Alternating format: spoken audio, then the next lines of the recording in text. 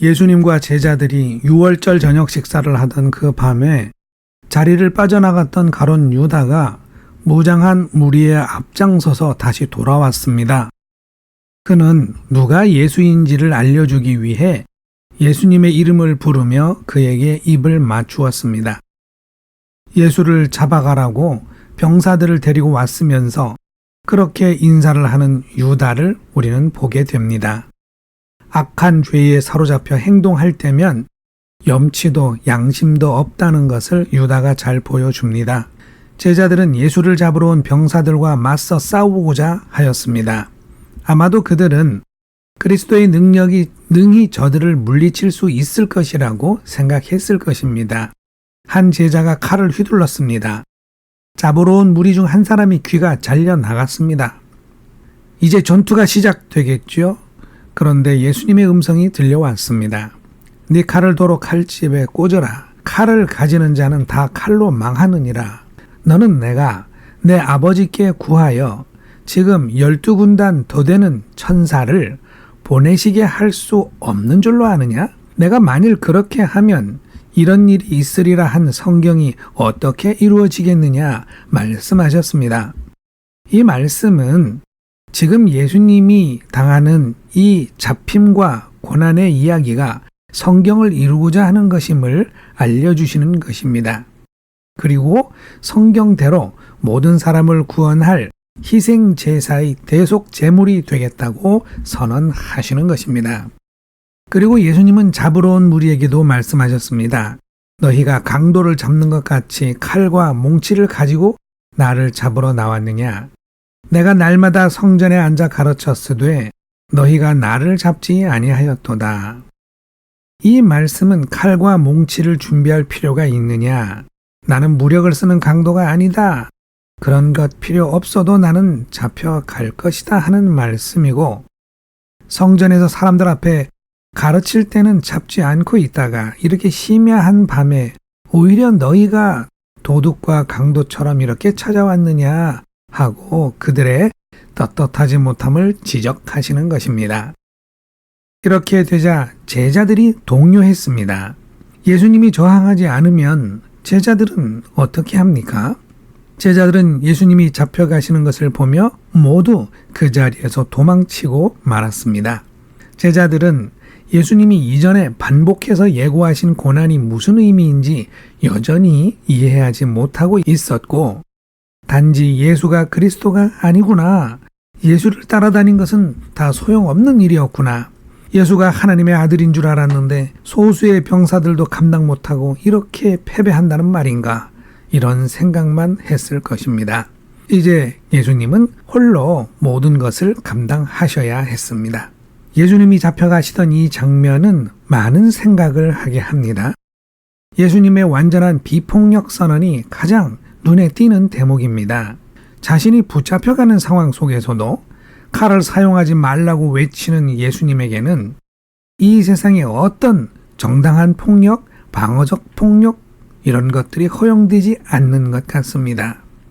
예수의 제자들은 세상의 험악한 세력이 폭력적인 방법으로 위협을 가할 때에도 아무런 저항 없이 그 피해를 모두 감당해야 하는 것으로 이해가 됩니다. 실제로 초대교회의 순교자들이나 한국의 천주교 순교자들을 보면 권력의 무자비한 폭력 앞에 그대로 그 모든 고난과 죽음을 받아들였음을 보게 됩니다. 눈에는 눈, 이에는 이라는 모세의 율법이 성경에 있고, 당한 만큼 보복할 수 있는 율법도 구약 성경에는 많이 존재합니다. 그런데 예수님의 시대로 넘어오면 한 뺨을 맞으면 다른 뺨마저 내어주라는 일방적인 희생의 논리가 등장을 합니다. 이것은 감당하기 매우 어려운 말씀입니다. 그래서 기독교 사회에서도 무조건 모든 희생을 당하고만 살 수 없으니 정당한 방어를 위한 목적이라면 무력의 사용이 가능하다고 해석하기 시작했습니다. 이에 대한 우리의 생각은 어떻게 정리하는 것이 좋겠습니까? 악한 자를 대적하지 말라는 예수님의 말씀도 있는데요. 이것을 보면 어떤 형태의 무력 저항도 예수님은 반대하신 것이 분명합니다. 예수님은 12군단이나 되는 하늘의 천사를 동원할 수 있음에도 고난을 순순히 받아들이고 죽기까지 하셨습니다. 그러므로 제자들이 예수님의 말씀을 따르는 것이 현실적으로 어렵다고 해서 그분의 명령을 다르게 각색하는 것은 불신앙이라고 하겠습니다. 현실적으로 볼 때 모든 그리스도인들이 자기 목숨을 내어놓고 자기를 부인하고자 할 때 이 비폭력이 가능한 것인데 그 정도 수준까지 성장하는 믿음의 자녀란 참으로 극소수에 불과할 것입니다. 또한 악한 무리가 행하는 악한 행동을 아무런 저항도 없이 다 받아낸다는 것은 목숨을 내어놓는 결단이 아니면 불가능한 것입니다.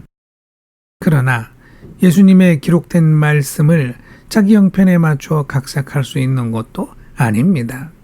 그러므로 칼을 칼집에 넣으라, 칼로 흥한 자는 다 칼로 망한다는 예수님의 말씀을 분명하게 받아들여야 할 것입니다.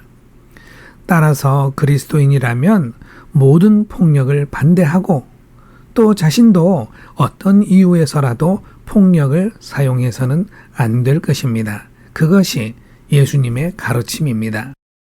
이것은 우리에게 아주 큰 기도의 제목입니다. 우리는 언어 폭력을 사용합니다.